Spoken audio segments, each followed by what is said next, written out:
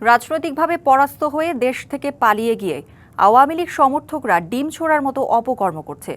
এগুলো তাদের ভবিষ্যৎকে আরও অনিশ্চিত করবে। একথা বলেছেন বিএনপির স্থায়ী কমিটির সদস্য আমির খসরু মাহমুদ চৌধুরী। সকালে চট্টগ্রামে মা ও শিশু হাসপাতালের মেডিকেল কলেজের 14তম ব্যাচের ইন্টার্ন চিকিৎসকদের সমাপনী অনুষ্ঠানে যোগ দেন তিনি।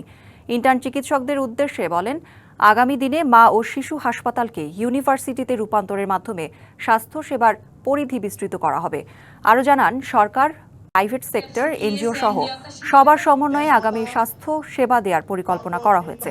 প্রাথমিক স্বাস্থ্যসেবা দেওয়া না গেলে নাগরিক স্বাস্থ্যসেবা থেকে বঞ্চিত হবে।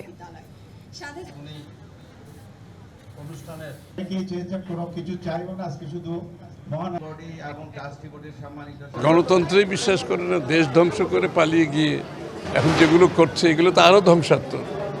মানে এগুলো তাদের ভবিষ্যৎকে আরো অনুষ্ঠিত করে দিচ্ছে। এটা কিছু আসে যায়, এগুলো একটা গণতান্ত্রিক দেশে অনেক কিছু হতেই পারে।